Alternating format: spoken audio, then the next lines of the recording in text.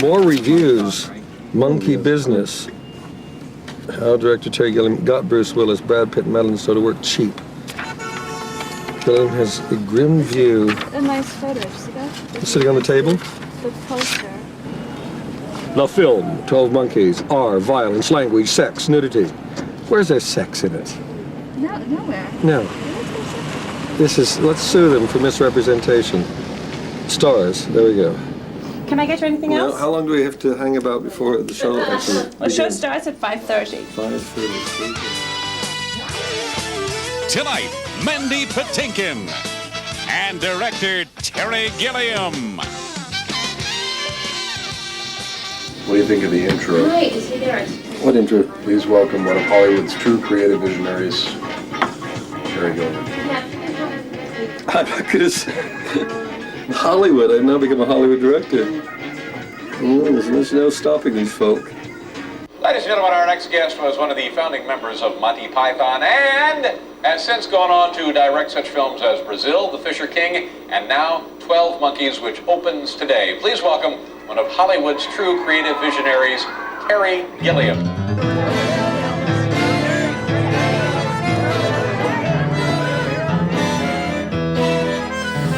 Action on the crane. I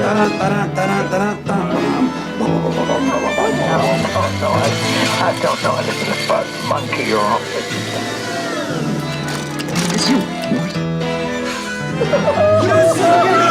Juice is abuse!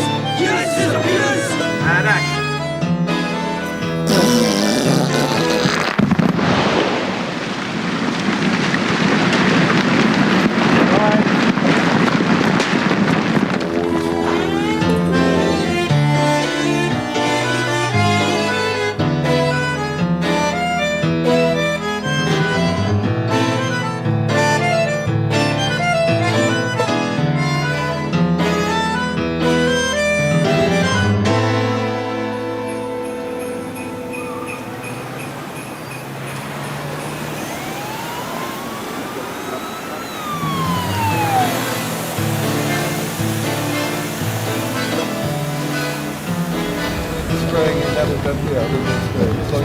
So even those windows up, you can hit those. In November of 1994, Terry Gilliam began production on what he calls his 7.5 feature film, 12 Monkeys. Although he normally develops his own projects and works on the fringes of the Hollywood system, Terry comes to 12 Monkeys as a director for hire.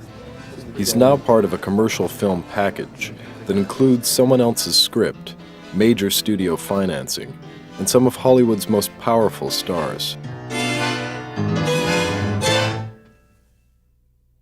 There's a side of me that's just permanently sick to my stomach, feeling I'm being dragged into the abyss of success, that system. On the other hand, there's a side of me that thinks maybe I'm getting away with murder within the system. Maybe I am making a European art movie within the Hollywood system. Maybe, I don't know. Maybe I'll just be caught. Terry's movies are too big in scope to be anything but films that are intended for a broad audience. And as much as Terry might not want to be in the Hollywood system, he knows he's never going to be able to get the kind of money he wants to make those hugely ambitious movies that his vision is without somehow involving the studio system. So that's the paradox, isn't it? Terry's experiences in Hollywood have not always been pleasant. In 1985, Terry delivered Brazil to Universal. Universal didn't like the film and decided to shorten it and try out a happier ending. Though Terry didn't have final cut, he thought he'd have the final word and made the Battle of Brazil public. He placed a full-page ad in Variety. He arranged illegal screenings for the LA Critics Circle. When the film won the LA Critics Best Picture Award, Universal released Terry's version of Brazil.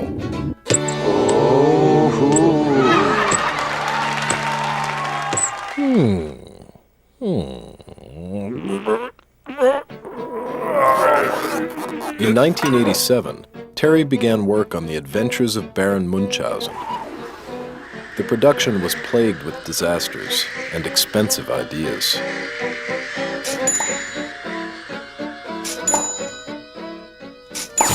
The studio found the film too confusing for mass appeal, and to avoid spending even more money, it put little effort into Munchausen's marketing campaign. As a result, the film floundered at the box office, and Terry was left with a bad reputation in Hollywood. After Munchausen, I just went into a big depression about filmmaking, period. And then Fisher King came along, and it was a script, the first one that I hadn't been involved in the writing of, and I really liked it. And it was the easiest film I've ever made, and one of the most enjoyable. And it was successful. Very dangerous stuff, this. And then I went and got a Hollywood agent. And now I've got a Hollywood lawyer as well. There's an ironic aspect to this whole thing because, you know, Brazil was made for Universal Pictures. On the other hand, I'm in a situation on this film where I got final cut. I got control of it. And that's all I've ever wanted, is control of it. And I seem to have it on this one. Terry's asked us to make a documentary about the making of 12 Monkeys. The boys, the gentlemen, the artists, the documentarians. It's the big moment. It's the birth of a great documentary. He's jokingly suggested that if anything should go wrong, at least this time he'll have witnesses.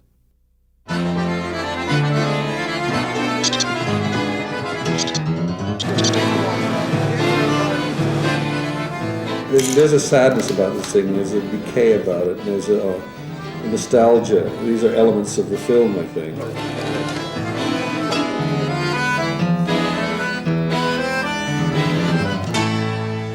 What is nice about this is just the monotonous, forever going in the circle. Everybody just dutifully following one ass after another. This is humanity, just the monkeys, except for the one that breaks loose. The dangerous, destructive one. This script is very disconcerting because it's dealing with time, it's dealing with madness, it's dealing with perception of what the world is or isn't. On the surface, it's kind of a science fiction thriller about a virus that wipes out humanity. It's the idea of one man traveling back through time to put together the jigsaw puzzle. But in fact, maybe he really isn't from the future, and maybe all of this in his head. For the first 50 pages of the script, you have no idea what's going on. Let me ask you this. Do you think that as the credits roll, the audience will have figured it out? Or are they going to be going home in their cars arguing about it? No, he could have done this. I wonder if, do we want to make the answer clear enough that they can figure it out that night on the way home, or that it just remains ambiguous? The studio's been very strange on it because they put a cap on it because they feel it, at the time, I think they feel it's an art movie. They don't know what to make of it. It doesn't fit in any genre or mold that makes sense to them. And it was really only when they got Bruce involved, Bruce Willis, that it became a more viable project. They're obsessed about things like opening weekend, and someone like Bruce guarantees an opening weekend. And so, you know, with him, it became definite.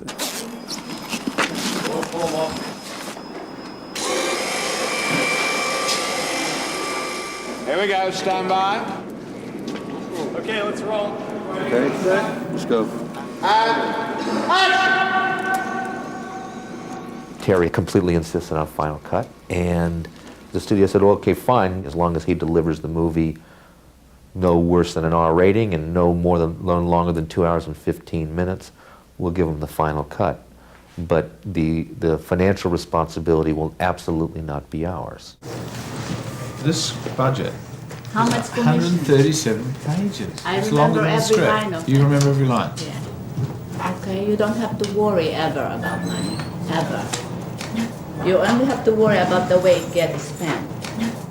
The discipline that was put on us that was not particularly pleasant, but which was a finite amount of money and much less than what we needed, forced us all to work to find solutions to try and make this movie within that budget. But we have a long script, we have a dense script, we have a short schedule, and we have a limited amount of money. and so inevitably you pay the price. The first bear that Terry chose was a rip-off. I mean, not the bear, but the owner of the bear was asking something ludicrous. Because the plasterers are $350 a day. The driver is costing $2,800 a week. Well, the Marx Brothers are $10,000, the image of them. We could purchase either one of them for their rock bottom price of $7,500. This thing right now, I had it bid, it was at $20,000 just for this. And so I'm going to try and I really don't get these prices. There's got to be ways. Well, yeah. I'm like on the edge on every set. No, I know. That's why. I mean, we've got to find ways of. I had this feeling that the movie should have this kind of feeling of decay of the past with it, and because we didn't have money, we couldn't build a whole lot of big sets, but I wanted a big look for the film. So we decided to use old power plants, old crumbling buildings, and kind of show the decay of civilization within the 1990s as well as in the year 2035. I can see, now, here's what we got to do is, that thing is going to have to go below. Yours is really going to be attached on that. Just stand. So when we got there and we started talking about, well, that machine could be this, you know, and then they started working the script around things we found. The time machine sequence in the script was originally, I think, about 2 lines. Coal is wheeled on a gurney and put into a steel tube. And as we were wandering around these power stations in Philly and looking at these gigantic turbines and these huge, this massive machinery, I just felt we got to make a time machine. And so I convinced everybody, let's go for it and let's create a massive time machine. It seemed that even by the time I had arrived on the film, that everybody, Terry, Jeff, the producers, must have talked endlessly about the time machine, and yet never quite homed in on it. And it started to happen in daily meetings that Terry and Jeff and I had. And what developed was using found objects, using things that I would literally find in the gutter or in flea markets, coming across some piece of scrap metal or some domestic item and adapting that and making it into something unusual.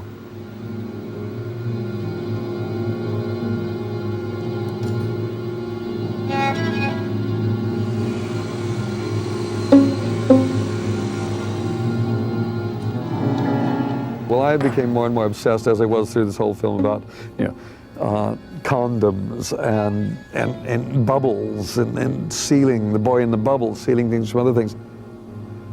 And so we built a cocoon that would transport him into the machine. And it was just extraordinary. It seemed like an amniotic sac, something to do with birth and death, the two things being closely related in my mind. I think Terry's always looking for a different edge. He approaches it very straight. He goes, we're going to make a little movie. And then suddenly it becomes a big movie. He said, I have to start out little because it's going to become big anyway. It's me. That's what he says. Look at this. This is fucking great. I was just reading the script again. The gurney is wheeled into coal on a gurney wheel into a steel tube. That much understand.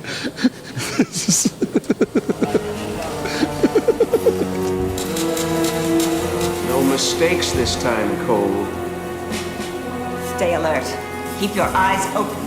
Quit thinking about the spider, Cole. Try and do something like that again. I think when we did the time machine, the set looked like the theatrical set in a strange way. I thought, this is silly. This isn't intimidating. This isn't worrying. This is silly and it's funny. Actually, I suppose it's like, late in life trying to learn to be a director is what I'm trying to teach myself. How do you become a director when it's not your stuff? And so you try to make it yours. It is harder doing other people's scripts because I feel a great responsibility to the writers. And I fight making it a Terry Gilliam film. We want Bruce! We want Bruce! We want Bruce! We want Bruce! We want Bruce! We want Bruce! We want Bruce! We want Bruce!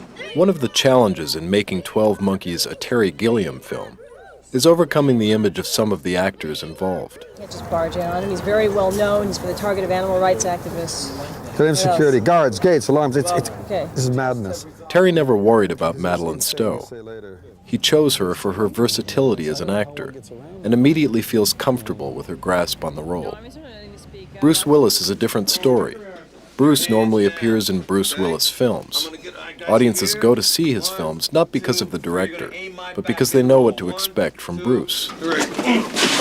So just as I'm in mid-flight, as Terry's in mid-flight, Chuck, you're gonna open up. Boom, like just like that. Boom. There we go. Bruce and Terry are trying to do something different, trying to tone down the die-hard image and create a more vulnerable character. Look a bit closer to camera. Into the lens, even. Try it.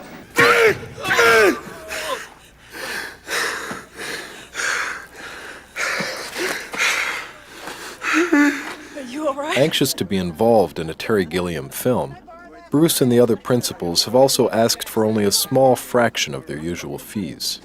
Still, the buzz surrounding 12 Monkeys often has more to do with the film's stars than with its director. I got 5,000 pictures of different famous people. 5,000. How many? 5,000. Yeah. I would like to have you across the street where we've had all the press all day that have showed up. Bruce Willis sees you here, and he tells us we're not going to do any filming because you're out here. You're going to be holding up the works. Then somebody on a higher authority than me is going to ask you to move across the street. So the best thing for you to do is to do that right now.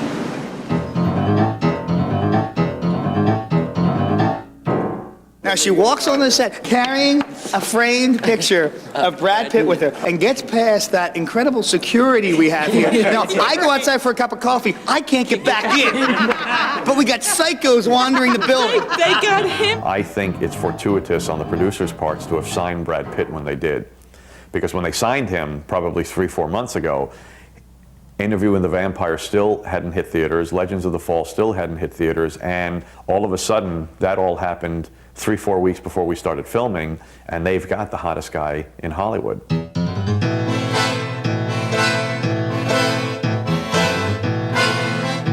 So, I mean, that'll give time for Roz and Joey to get up and make their way over there. And once everybody's over there, then back comes the Pied Piper. Right.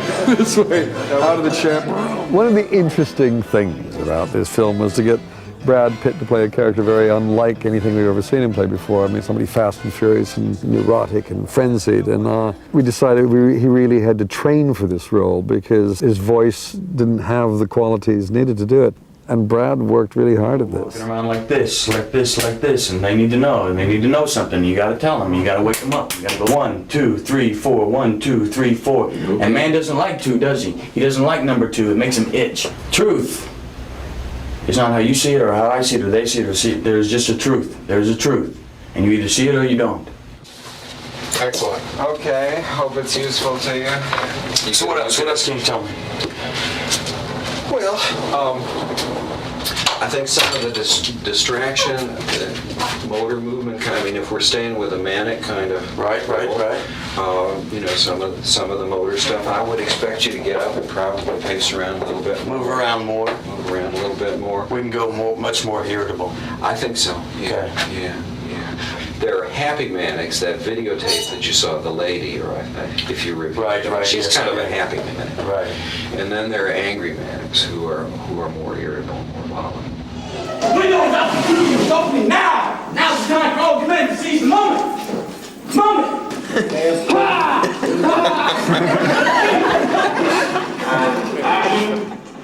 And the opportunities, they offer. Oh, they really dosed Jim. Major load. I mean, we know we've got big name stars to open the film. Whether it opens it the right way, it lets the audience know what they're in for, that's something else. I'm more worried about the first couple previews we're going to have when the studio sees it and the audience sees it and everybody panics.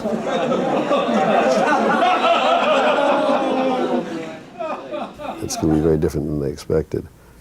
And then the shit's going to hit the fan, and the panic starts, and then the pressure's going to be on. And then they will even more, the more they feel that, the more they will push the selling of it as a Bruce Willis, Brad Pitt movie. But it is how the film got made, by putting some stars in it.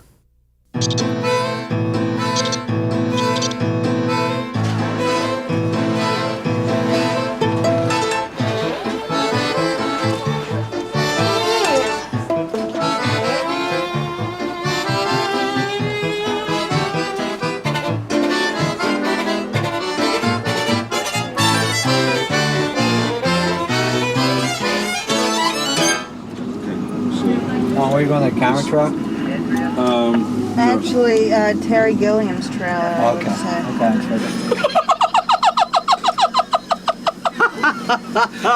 It's breathtaking. Can't go wrong with this. This one, there's the sandwich really well identified. Look at it! Look at it! Oh, it's unbearable. Unbelievable. Great. Does it work? Yes, of course it works. It's great. It's really funny. Good. We're glad we give you a laugh.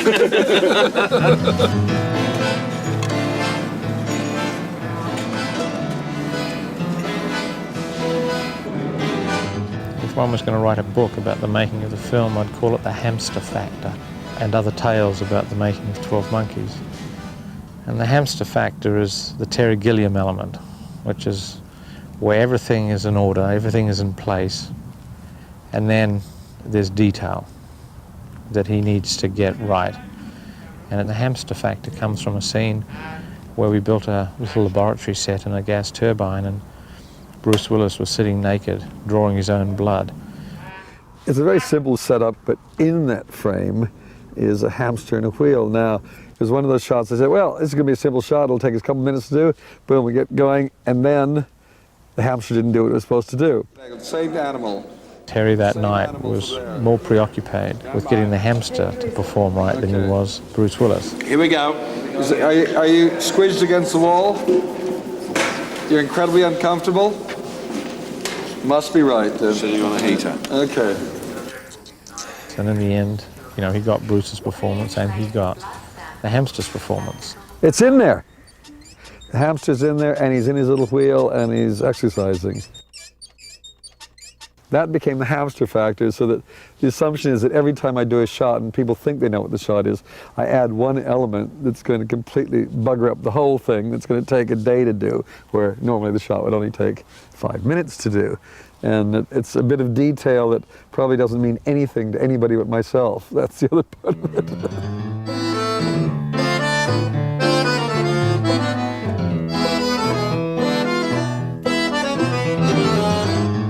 There's not a lot of really good information down there. Oh, fuck. Can't work out how they work. No, come on, I can't work the focus on it. That's in focus there.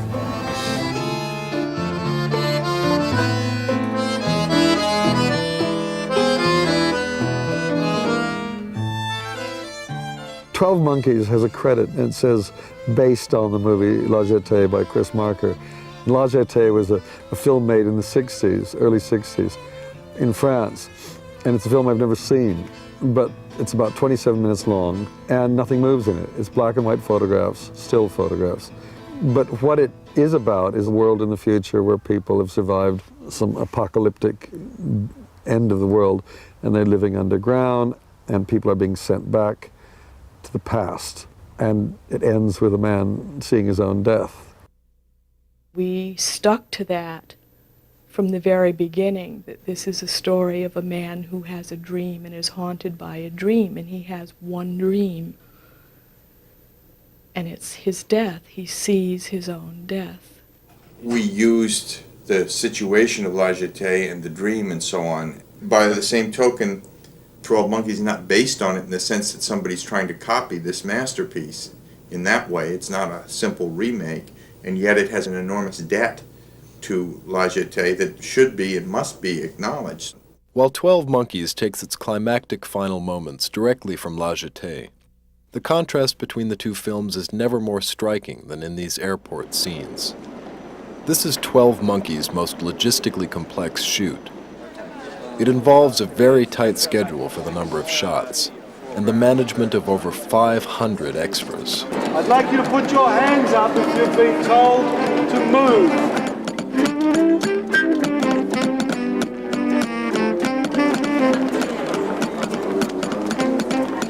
Philadelphia Police, Airport Security. Raise your hand, please. You're going to come through. Background action. And action. Get that guy out of there. Tons of them. Have a million Japanese. No, I was talking about the Japanese are the only thing I like. Everybody else is nothing. I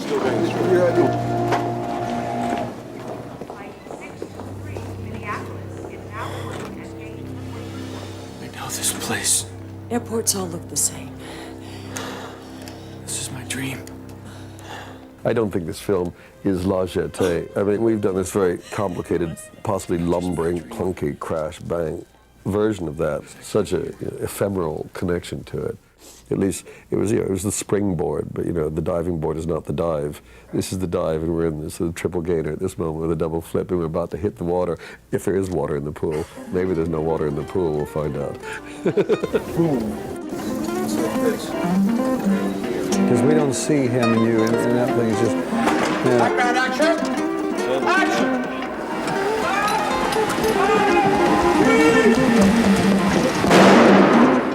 Cut. I am the man who shoots Bruce Willis. I am the man who shoots Bruce Willis. And then I go, stop, police. Actually, Bruce Willis has, I don't think, ever been killed in a film before either. It's never been done before.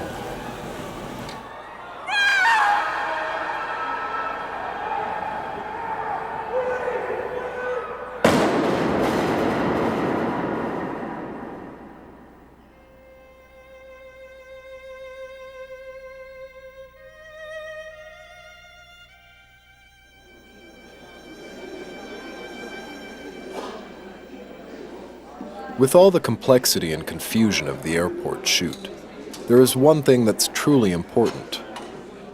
The audience must realize that Cole's recurring dreams are actually childhood memories, and that the boy in the airport is the young Bruce Willis, who witnesses his own death. 265, take 4, A and B, come and mark. Background action. And action. And this kid's got these beautiful eyes that are really what it's about. 6. Yes. You should do a kid thing. You should be doing like a little kid thing, like he's excited or something. First time in an airport. That's so all. he wants to go through. I think as you walk through, you could look around and see him. It's like, cool, this is something. Made it. And it didn't kill me. Huh? 265, take 3. Speed. Lock. And action. And cut. Got that? Terry's cast the boy for his beautiful eyes. But it wasn't until after the first few takes that he realized that beautiful eyes were not necessarily enough for the job. He photographs beautifully, but he's just... Once he realized that he had made a mistake, he completely lost sight of everything else that we had to do there. From the very beginning, he said, I want the movie to open on the kid, I want the movie to close on the kid. I know that that's really, really important. That's how I see the film. And here he was losing his ability to have the very image that got him to make the movie. He was in danger of losing it. Never comfortable with Terry's choice, Chuck Roven insisted on having an alternate young Cole standing in the wings, waiting for his call. Okay, now you're out of hiding. You know what this is? An airport? Yeah, good question. Answer.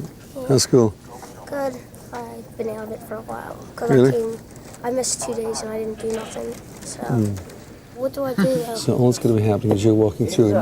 You've never been through one of these before, right? Yeah, I actually have. I know. We're not talking about real life. We're talking about movies now. So I look around and... You don't have to do it. Just walk in. This is great. Whoa, that's wonderful. Yeah. And action.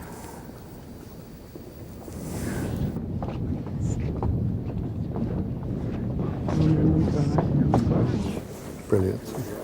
You look down, yeah. Got that? Yeah. It's good. Yeah. Checking the gates on that one, guys. Terry's very, very specific about the images that he has in his mind. Sometimes images become the crutch on which he rests. So sometimes he misses the theme or the point of the characters or the script and relies upon his visual solutions. Some of the days that have been the most excruciating to complete are days where Terry and the actors are still working through trying to understand the material. One of the things that he told me that I believed him because I saw it happen was that his life somehow starts to shape itself so that he's suffering from the same things that his lead character is. And action. So if you've got Bruce Willis in the film losing his focus and not knowing what's real and not real, Terry, as a director, I knew at some point he was going to lose his focus on the movie, and he was not going to know what was important and what wasn't important, or begin to be a little shaky about it.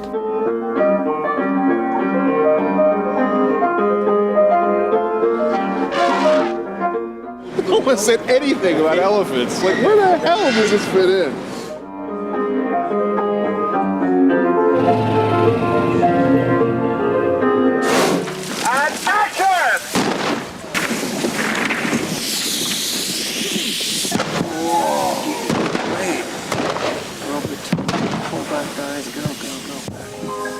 So who's mad? Is Cole mad? Or, as Riley begins to think at the beginning, then she thinks she's mad. Who's mad? Is Terry mad? Probably, very.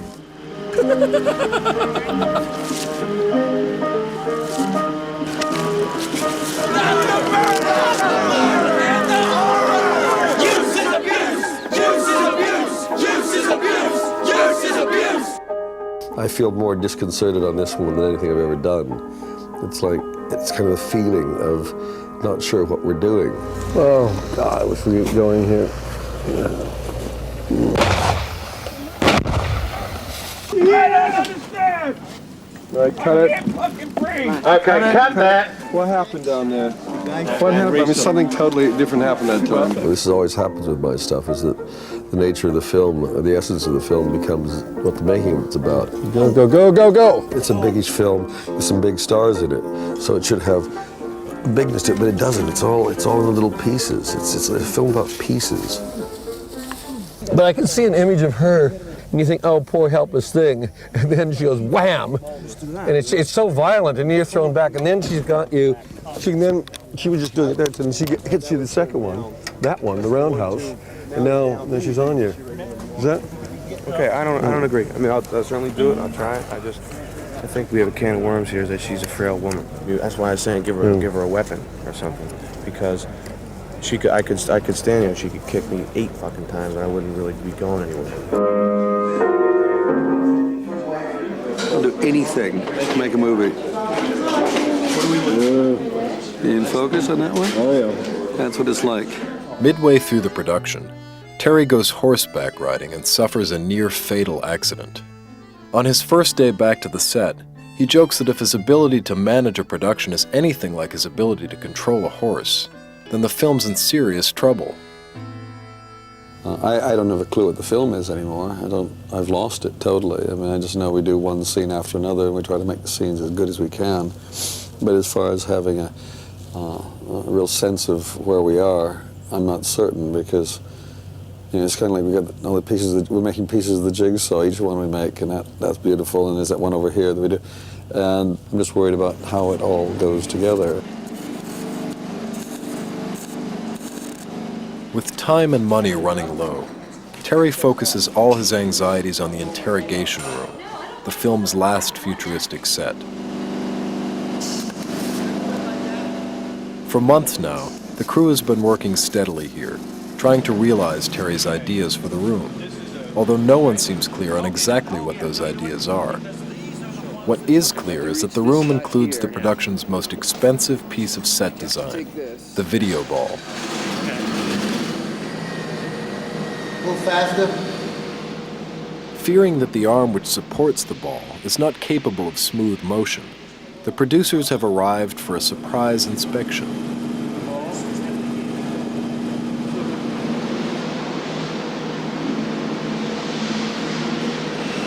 Straight up and stop it and step. Stand it down and stop it. Stop. This was fixed in here, or something went like that. We've got to fix this because it looks terrible and it doesn't work. And when we're doing his point of view, looking at the ball, right? The camera's going to look at it, the thing's going to stop, the thing's going to shake. It's going to look like shit. When you're combining the 3 moves, doing it slowly, you can disguise. Especially when you're up there, you don't notice. Because that movement is disguised when you do it, and that movement is disguised. All right. So then we're going to look like shit. No.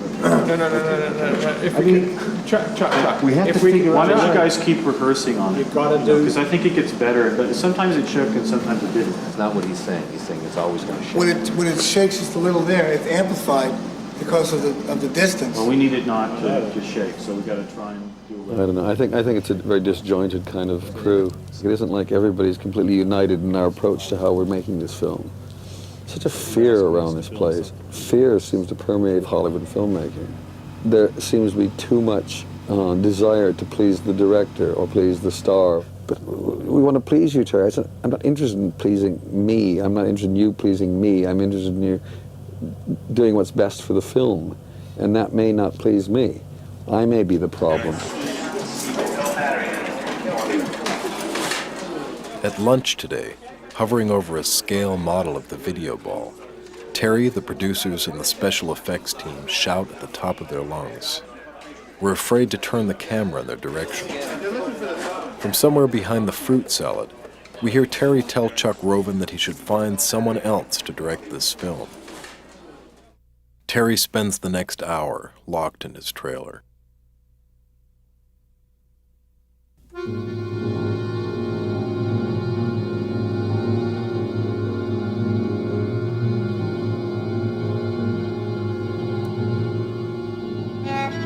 The function of that room, as far as I'm concerned, is to be like, it should be in a strange way the inside of Cole's deranged mind. I mean, the whole film should be in that room. It should be the jigsaw of the film in that room. All the key bits and pieces around there, but not necessarily in the right order. We had this whole discussion about what kind of technology they did have. And then they gathered all the technology they could. They're underground, it's rough, it's scraping an existence together. That everything that they have in the future is based on pre-1996 technology. We're dealing with the future, but we certainly didn't want anything to look Star Trekian. So I wanted angles and strange shapes and anything you couldn't quite make sense of. Nothing is too slick, nothing is streamlined, everything's got a damp stain, everything's a little rusty. Everything always relates to something else, so you feel sort of comfortable in a way in the room. Where he's communicating to people, not directly, but through these videos. It's kind of like distances. They seem to be pack rats. Is it a future where a table touch somebody? It's meant to be a little They're trying to piece together exactly like what happened. If you're doing a scientist in a lab coat with a plastic cover on it that says, don't touch it. Cut! I find sometimes I just overcomplicate things. I put too many things in. I'm just desperate to say stop. I've encouraged people to go for too much detail, and they've lost track of just the basic narrative, the key information that has to come through. And it just seems to be impossible to communicate what we need in the room. The script dictates certain things, and it's just getting basic information across the film. It's like I've set this machine in motion, because in all the pre-production meetings I'm saying I want this, that, and I want dwarves, and I want giants, and I want that. And so everybody goes out there, does it, and then on the day, there they are, 10,000 of them doing stuff. And what have I done? Stop, and it's too late. I mean, the machine is just running over you. I'm assuming that's it. Okay, all right. We can put it down low. And action! Close your eyes, Cole. Tell us in detail what you've seen in this room. Tell us about the newspapers. Can you hear my voice? How old were you when you left the surface? What does he look like, the man who just spoke? Were you alone when you left the surface? Come on, Cole. Where were you? How old were you when you left? Cut. You said, and I just want to make sure, was it that you were depressed or frustrated or? All of those things are there all the time. But the reality of making films for me is just hard work and disappointment that I can't actually achieve what I can imagine.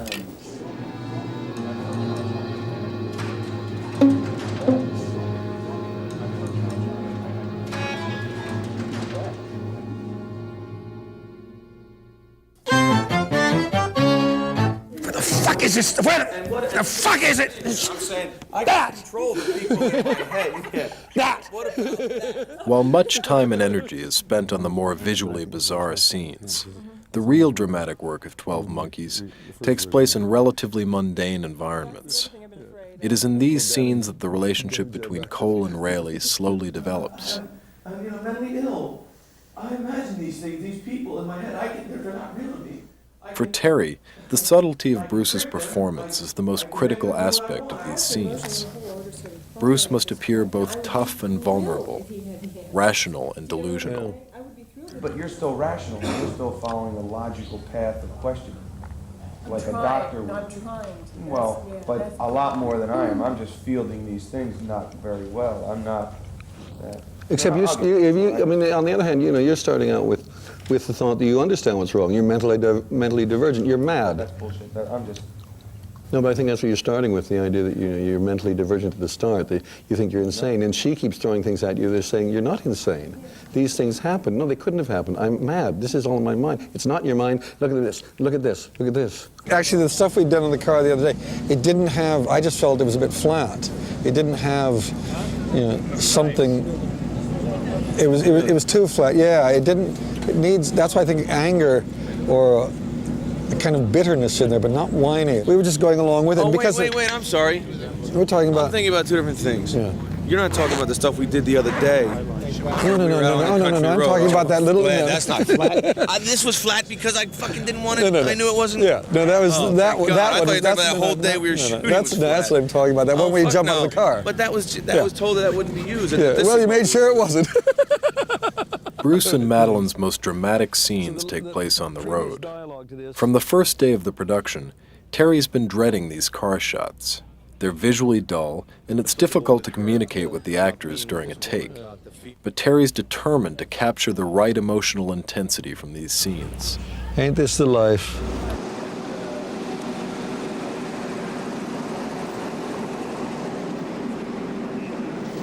Good Lord, my time with them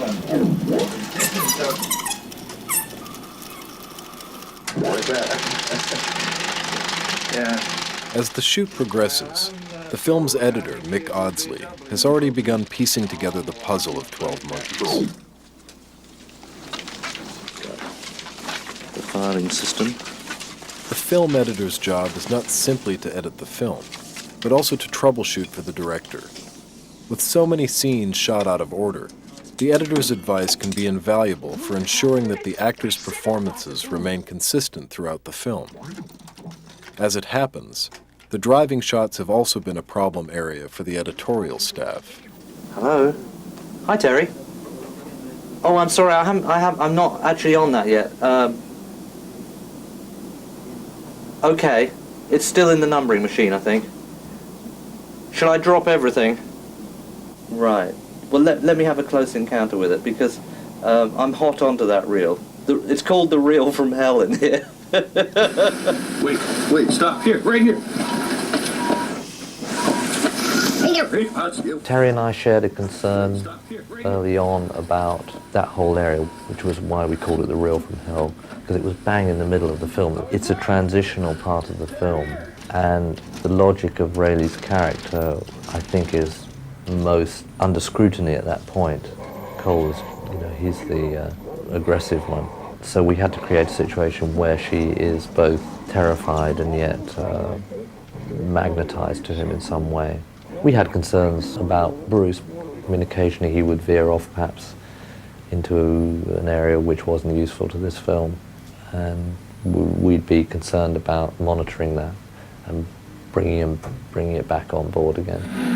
People don't know what you have, and it's all gonna be gone. You see? Fascinating, isn't it? Well, I think we nailed it. It's great. I thought he was very good on his close-up. I mean, in a way, when he does that, you think, oh, he's when he nails it, you sort of think, I mean, there's a sort of shyness and toughness in conflict. I think it's wonderful seeing this man sentimental, because it confuses you as to whether this, as whether it is a truly felt emotion or he's barking mad. I'm sure the reel from hell will be the one we love in the end. Exactly. Yeah, absolutely. Please do. And I mean, the alarm bells aren't ringing. As foggy as it is in here, the sense is that something's happening. All right, Terry. Take care. Bye.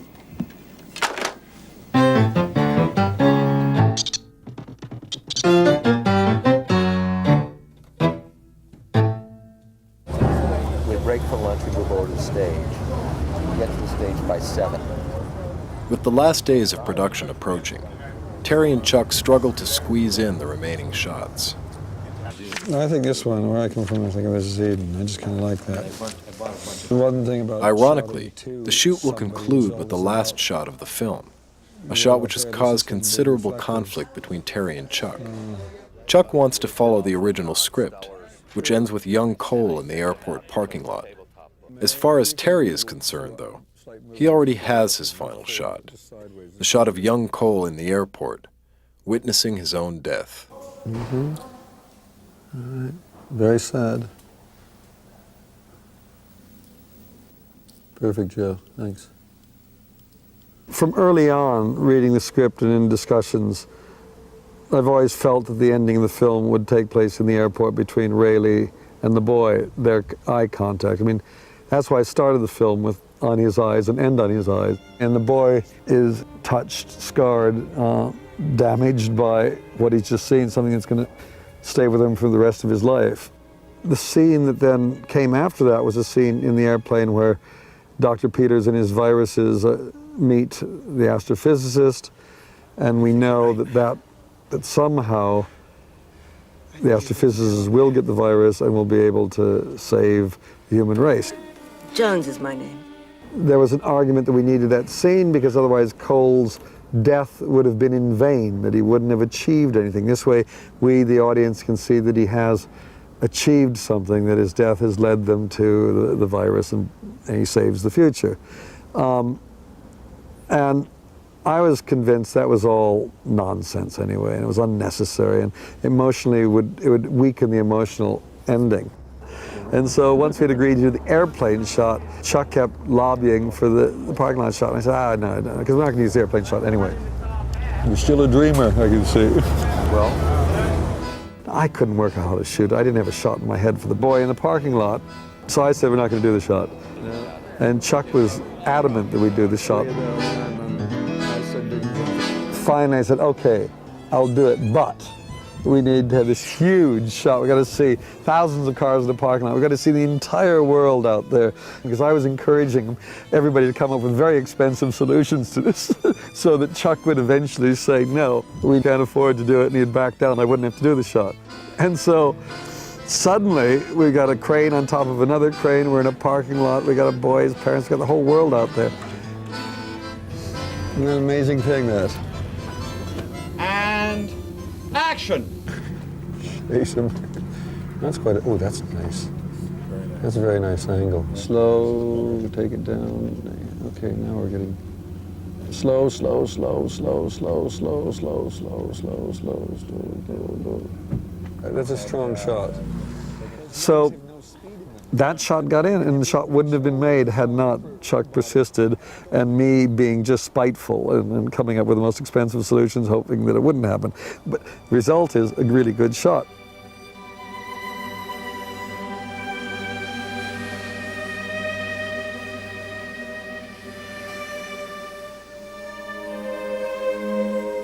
And the camera comes right down and finds the boy as he gets in his car and into his face and into his eyes, and his eyes have changed from the boy that was in the air terminal watching this. It's like a boy with determination. It's the guy that's going to become Cole, the guy that's going to be a social misfit, the guy that's going to cause trouble. I think Terry needs angst. That's good. To fuel his motor. And action! His creative motor thrives off having arguments with himself. I think that he needs to, in his battle of David and Goliath, which he revels in, and which he's had in Hollywood and with the studio, he wants to feel as though this movie is the little champion fighting the great big Goliath. What are you going to cut this on? Ediflex? No, this. Avid? No, we're just doing it old-fashioned way.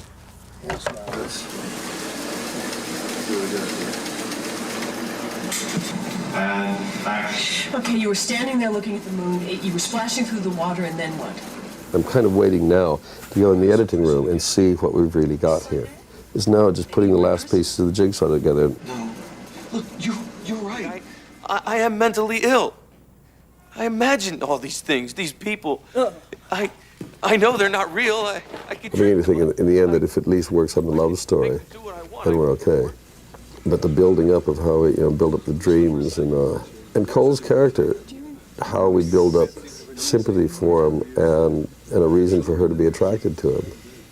Those are the things I'm still not certain about.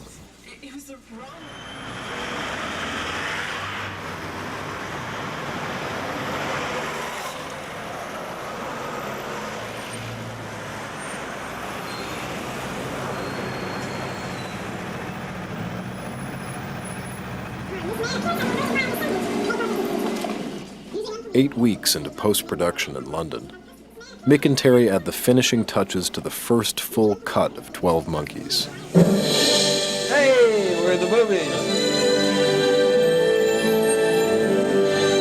Why do we then disappoint so many people so badly? And then it goes black. Universal Pictures presents. Man. I think we should actually start with an announcement. Yes. It should be the first on this thing we should hear. Are now boarding a gate on. Although it is a very rough first version, Terry can finally screen the film for an audience and gauge the response.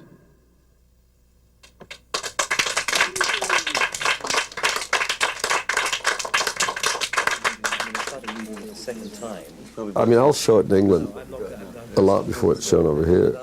To try to get, friends in. We talk about it, and is it working? Do you understand what's going on? Are you confused? People come in and you go and talk about it in a relaxed kind of way.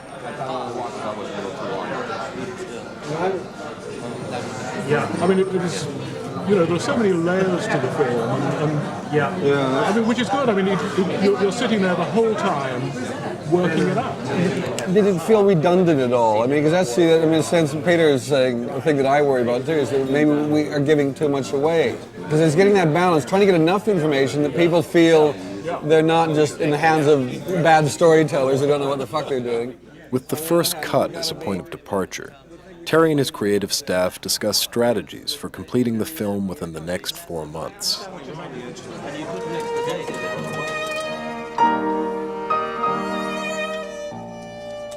Well, when you're shooting, I mean, it's just constant pressure because every day there's another $125,000 being spent. And you're part of this huge machine that just is churning forward. There's 150 people there every day. There's questions. It's just, the pressure is incessant. Where with editing, you're not dealing with any of that.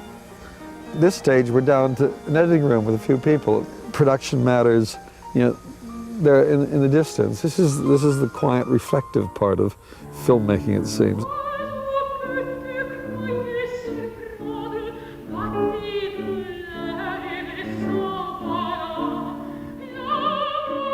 I mean, we're just trying to make something out of these pieces, and it really frees you.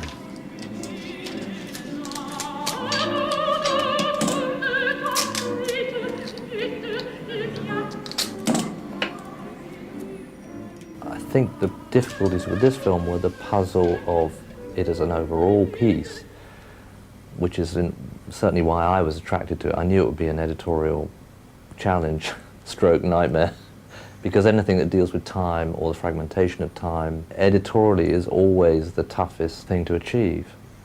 I think the challenge for us was really finding out if certain confusions or ambiguities are, in effect, the pleasure of this particular film, or have we just failed in communicating ideas at the right time? And in a way, that's what this whole editorial process has been about. I mean, time travel always goes to another time, not to a time when you were young. I mean, all I'm saying is that I'm going through the argument that I think we want to think he's crazy, and it's not a time travel film. But I don't see how you lose that by telling them it's 1996 before he goes there. The whole point of the future stuff is really psychological, and it seems to me we're going to send you to 1996, if by putting those specifics in at that point, it weakens it to me. I know, that's my feeling. Why does it matter? Because if it's in your head, you wouldn't do that. Why not? Because you're in 1996. then you don't know that he went to the wrong place. Maybe he thinks he went to the wrong place, but the scientists really sent him to the right place. I mean, it throws up so many things because the scientists haven't told us, the audience, and him, where he's got to go. So how big a deal is it that it's 1990 instead of 1996? We didn't even know 1990 was important. But I think the difficulty is it's a hard thing for most people to get their heads around. How can he be two people at the same time? But it makes total sense when one sits down and thinks about it. But I don't want people to have to sit down and think about it. We've got to believe it at that point, and yeah. I mean, one thing, with the future stuff one of the problems, everybody became fixated with the future world and spent an enormous amount of time and energy on the detail of the future world, and in reality we only see it in the engineering room, and the engineering room is not about the detail of that world so much as about the emotion or the internal confusion that Cole should be feeling. Sent me to the wrong year. It was 1990. My intention is to let the audience maintain a total uncertainty about his mental state, whether the future was in his mind or was real. And I think the music is going to help that as well. I think the music is going to amplify his mental state so we can make more of it. Well, that's the nice thing. You could try something like that.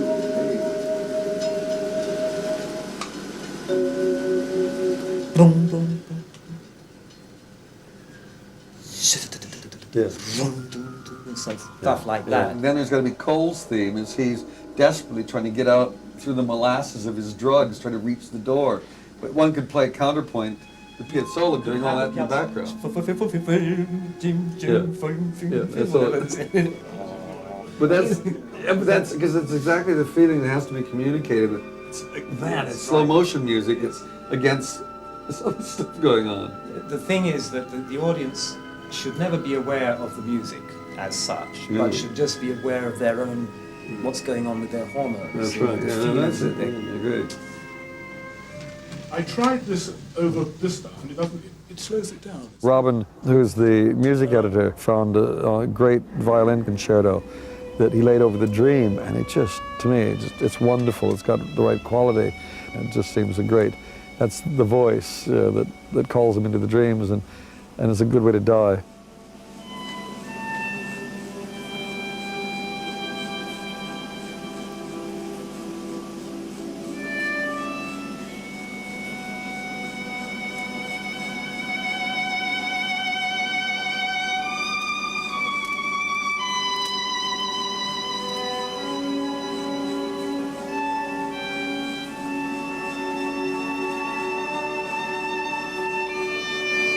Well, this is the cutting. The editing is beautiful. I mean, the tempo of the cutting. Yeah. That tempo of the piece is absolutely right. I mean, that's the right beat, and that's the right kind of mood. Yeah. I mean, shall we say this is the direction we want to go? Yeah, because it's so simple. It's not cheap sentiment. It's just it's not. Real beautiful, tragic. It's expensive. And but the moment that's great is when she starts looking for the boy.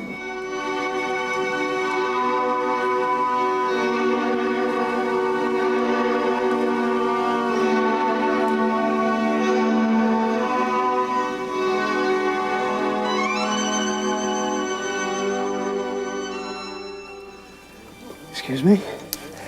It's obscene. All the violence, all the lunacy. Shootings even at airports now. You might say that we're the next endangered species. I've often wondered what it's like just taking this scene out and going to the parking lot. I mean, does this almost sort of suggest a sequel? Having been No. We've got two endings. We're doing two endings of the film to test. I see. One is this one with Dr. Peters and all, and the others just end on the boy. You're saying one version ends with or without the scene inside the plane. There are definitely two camps here on this one about whether that detracts from the ending or enriches it a little bit by tidying up certain plot. I mean, I recognized her, and when it was all over, you're thinking, well, you're working it out. Really. That, they are there, and they're going to save the world. No, she doesn't. She's actually come back from the future. Not clear though. And Cole effectively has led them to this right. Sorry, point. that didn't come through. Didn't come through for me. No. Quite a few people don't. They find it opens a whole Pandora's box of questions. Yeah, that's what drives me crazy, is that it's so imprecise that it could be so open to such a different interpretation. I'm constantly pulled because, on one hand, I don't want to confuse people unnecessarily. On the other hand, I don't want to explain things too much, and we're fighting that right now. I mean, whatever I do, I seem to accept the fact that I'm trying to make a film for a broad market's the wrong word, but a broad number of people. I'm trying to communicate to a large number of people. So once you do that, then how far can we push it? How far can we be obscured for the sake of obscurity? So we talked a little bit about the symbol of the army of the 12 monkeys. We just feel that graphically there's so much strength involved with that. And we see a sort of wide-ranging campaign, teaser, applications in outdoor, etc. So what we'll do is you'll see a lot of versions of it, the way we want to do it. And we're not really sure how that will work, but we thought as a teaser, a newspaper campaign idea, just this kind of thing. And it's so provocative, and what is it? And then the final payoff, bang.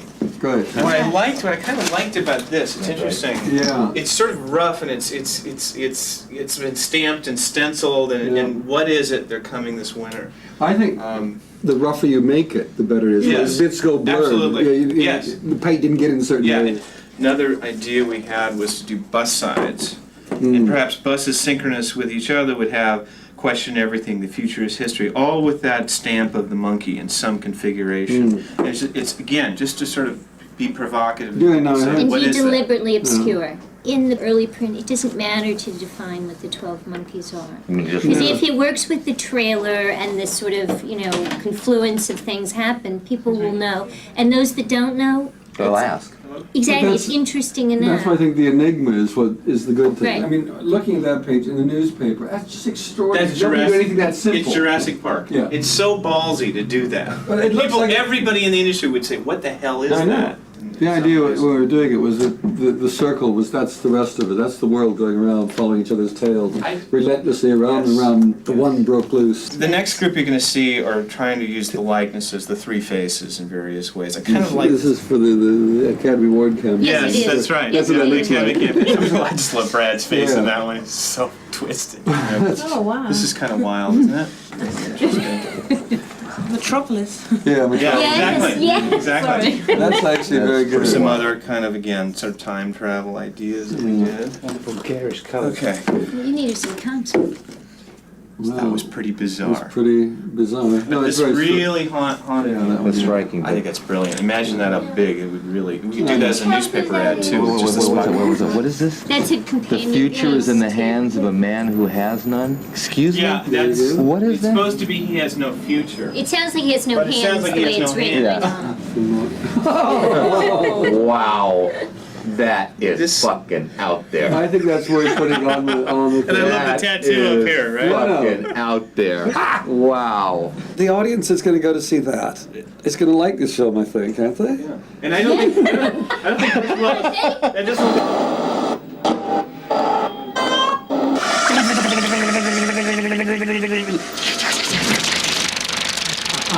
It's you. And then when it bursts through, it is just the mighty pimple popping. So. Yeah. The more we do this, the more it's clear, is it in his head or not? I mean, it's just more ambivalent about what it is. As the days in the cutting room speed by, and the editing process moves closer and closer towards its completion, Terry and his staff focus on the few remaining problems.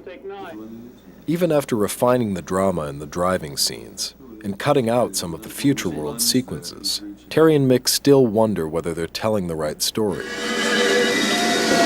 Terry's most worried about the love story, and is now searching for ways to make Cole and Rayleigh's relationship more believable. A bit more. What it does to me is it makes her more part of the thing. It was so much on him before. Is this real? No, it's a wig. It's a wig. While Terry and Mick still have some critical decisions to make, They must now drop their creative work to prepare for test screenings back in the States. The testing process has never been one of Terry's favorite pursuits. Well, we're going to do Washington, D.C. because everybody says New York is, they're ruthless, vicious there. Yeah. In Washington, we thought they would be nicer, so we thought we'd go to a nice place. It is our intention to send you back to the year 1996. It is our intention to send you back to the year 1996. We have a very advanced program, something very different. We're going to send you back to 1996.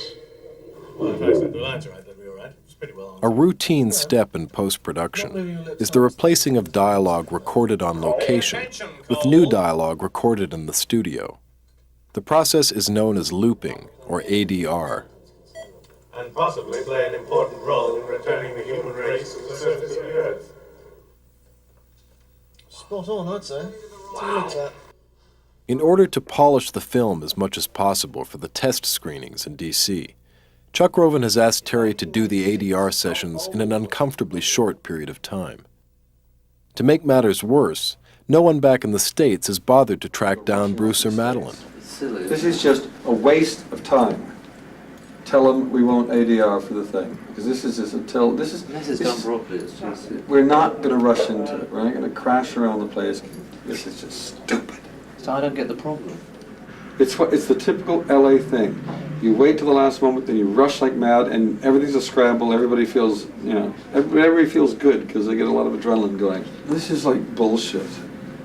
This is the Hollywood way of doing things,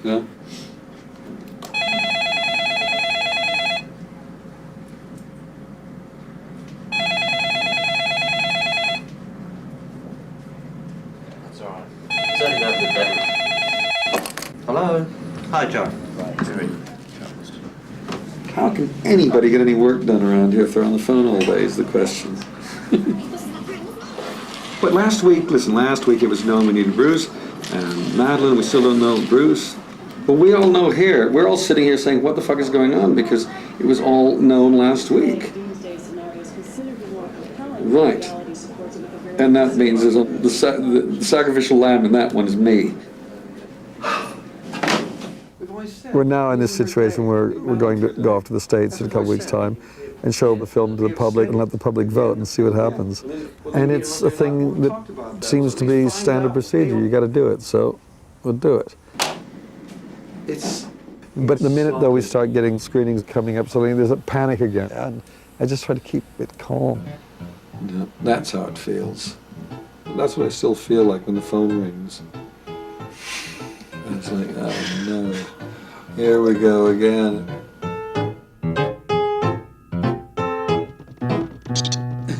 Please check all of the following items that you feel describe the movie. Entertaining, confusing, dull, boring. Action-filled, too violent, well-acted, suspenseful, stupid, dumb. High quality. Heartwarming, different, original. Dramatic, romantic. My age group would enjoy it. That's how I describe it. Predictable, has likable main characters. Has likable main characters. Why do we want them to be likable? Involving, not my kind of music. My age group would enjoy it at That's 46. what I like. Yes, exciting. Now, intelligent. Can we put intelligent in here? How about intelligent? Do you think that's a good one? No, what they sometimes do is thought-provoking. Thought-provoking, I like that one. Thought. What about thought-provoking? Provoking, that's a good one. Just like Die Hard 3. A cerebral feel-good movie. Treats its audience intelligently. Yeah, intelligently. Well, the great thing about Brazil was a lot of them just scroll on it. People who really obviously got and liked music, no more paperwork. Well, and those were all discounted.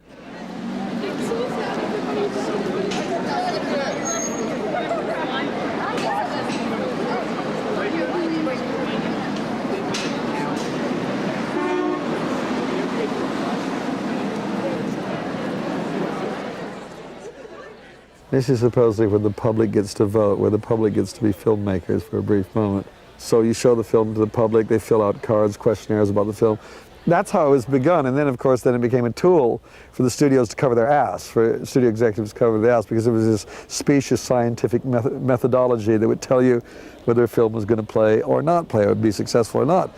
Because so many times you see a thing play and then you look at the results on the cards and they don't seem to match.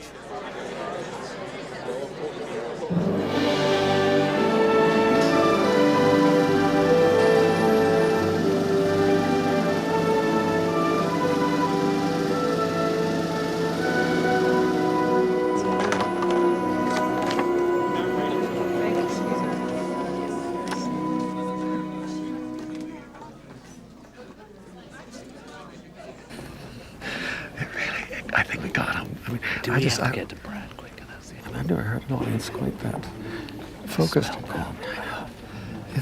I was watching the thing. I was beginning to think, I don't know, I can't make sense of this movie.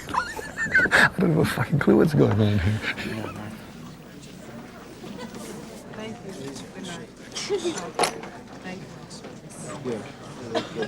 The audience loves it. The audience just go crazy. It's very nice to hear an audience just still. There wasn't anything at the end. They're not supposed to. Terry, it's They like great. that. It's good, isn't it? Yeah. And it has so much.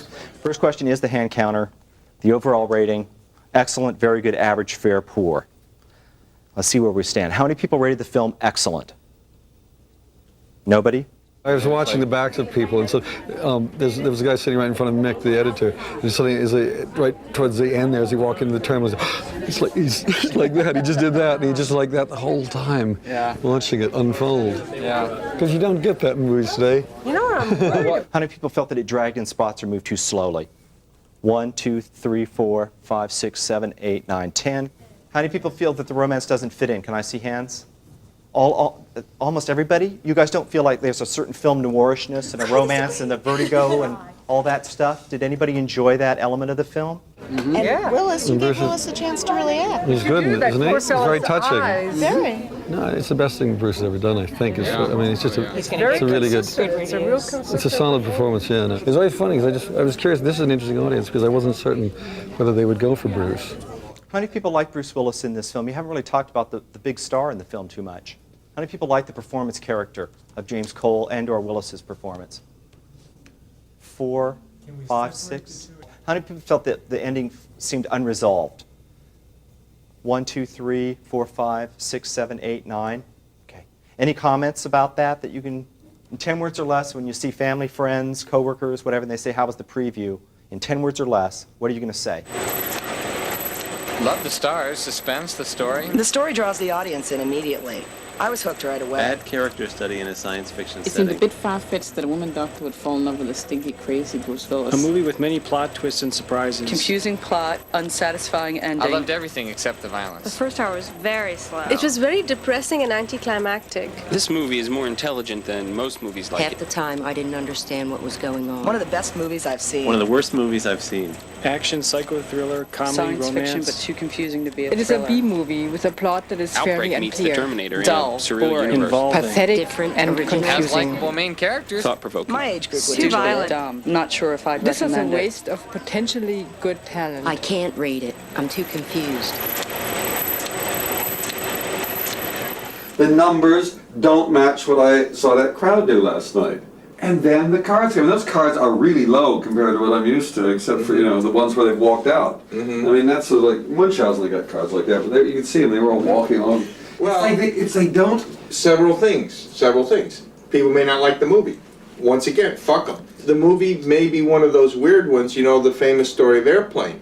The scores on Airplane were phenomenally low. Yeah. And the picture was a huge hit. And what people finally realized is the humor was so vulgar in Airplane that nobody dared admit that they loved it. But they all loved it and all told their friends to go see it with great embarrassment. Now that's not, I hope, 12 months. Yeah, I think the focus group wanted us to know that they think it's a black comedy.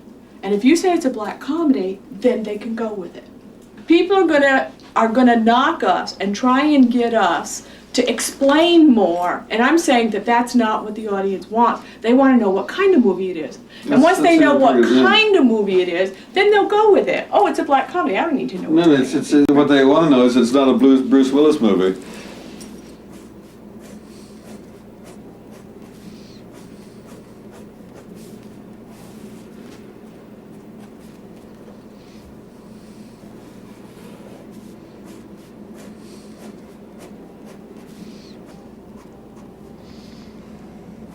Gotta have a smile in front of another smile.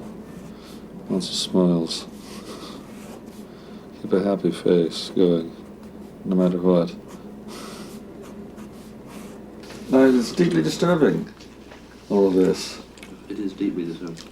I thought I liked the movie a whole lot last night, but that it was painful to sit through the focus group and listen to them, because I always value their opinions. You have to be prepared for that, and that's a lot of pain. We set out to write a very entertaining movie, hopefully, right? But in doing so, we set ourselves certain obstacles, right? To not make it as easy. Yeah, because that's it. As we march towards the abyss, we keep on. I think I'll have another smile too. Whatever's going on here, however bad it goes, however hard it is shooting this thing, strap on the smile.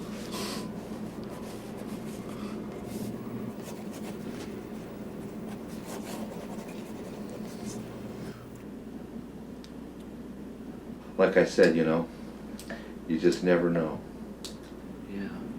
It's, they hate it. They hate the film we've made.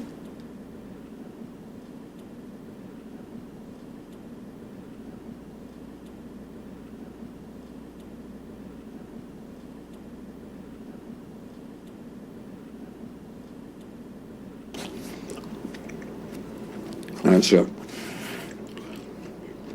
This is very bad. I won't sign this one. It's not up to the proper standards. I know I'll sign it. I know what else. Alan Smithy. That's the name they use when directors take their name off the film.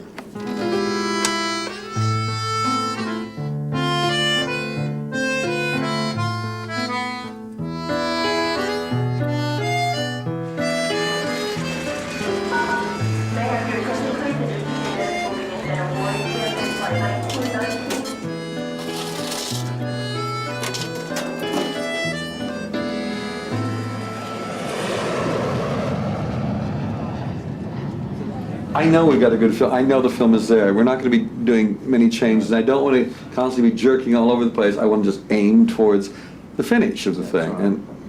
And all these other things are interruptions that, you know, may or may not be informative, but they're constantly, you know, jostling with the main objective, which is to make a film that nobody likes but us.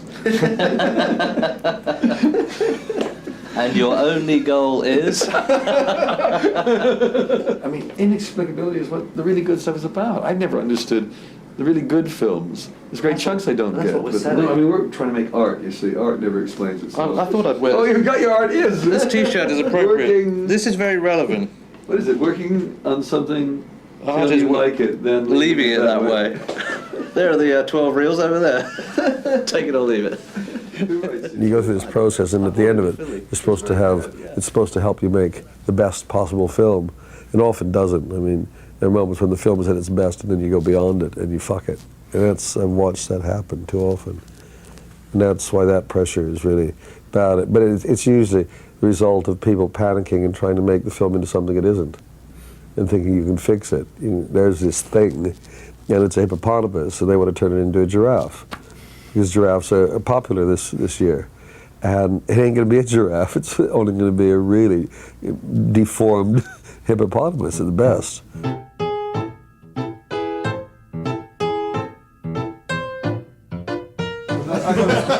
It's a family I thought you were giving me. No. Oh, Mom and Daddy and that's I didn't see.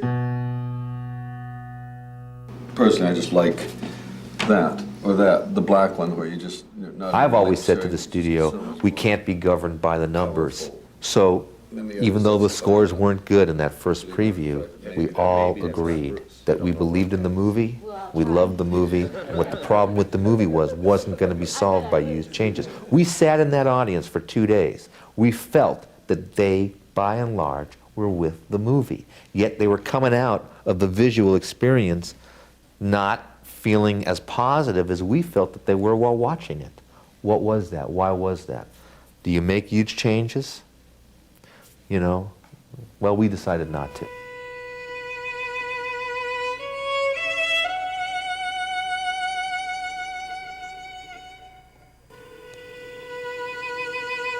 It's a very dangerous time, that's all I know. And our job is to keep pushing the barriers, because Hollywood is all about closing in. Let's have one film that will work every time. So I'm intrigued to make this film successful, because the kind of film it is not considered the material for successful films.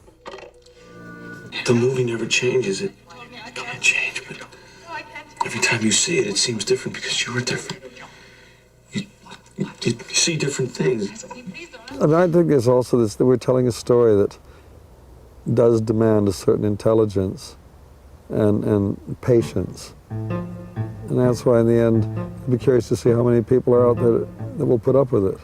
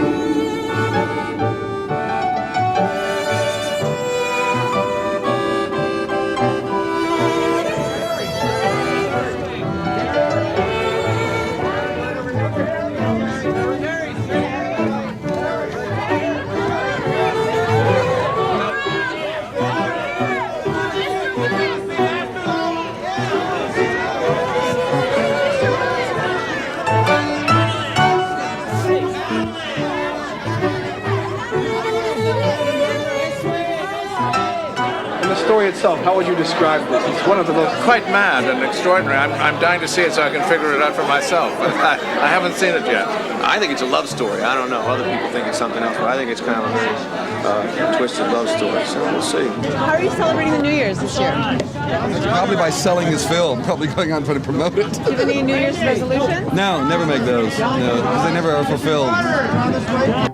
Gilliam is the cinema's most accomplished trickster. A dystopian fantasy from a master of the genre. The irrepressible iconoclastic director is back in action. Gilliam revisits the narrow divide between sanity and madness. Sit up straight, snap out of it, shake off that turkey torpor.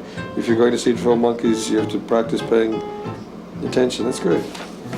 Good for them. That's the kind of stuff I like. Poise on a perceptual knife edge. Wow.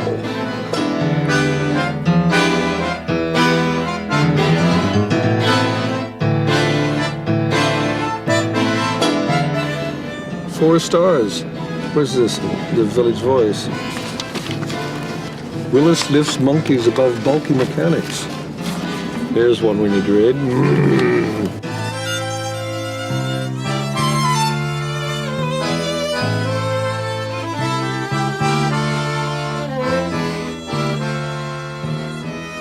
Takes its time getting to the heart of the matter.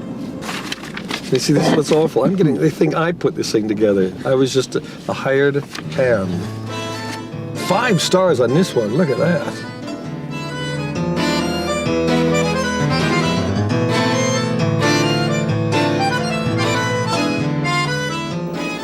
Three stars out of 5. Well, they're mean. Liz Braun.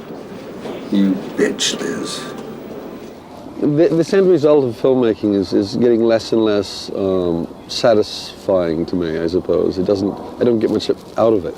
I keep thinking there's going to be these moments of utter joy. Wow, a success. It never feels that way anymore.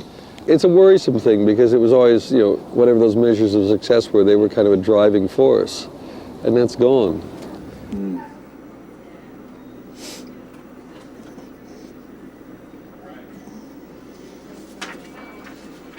What do you think of the intro? Hi, is he there? What intro? Please welcome one of Hollywood's true creative visionaries, Terry Gilliam. I'm not going to say Hollywood. I've now become a Hollywood director. There's no stopping these folk. Ladies and gentlemen, our next guest was one of the founding members of Monty Python and has since gone on to direct such films as Brazil, The Fisher King, and now 12 Monkeys, which opens today. Please welcome one of Hollywood's true creative visionaries, Terry Gilliam. Hollywood. I didn't know I became a Hollywood director.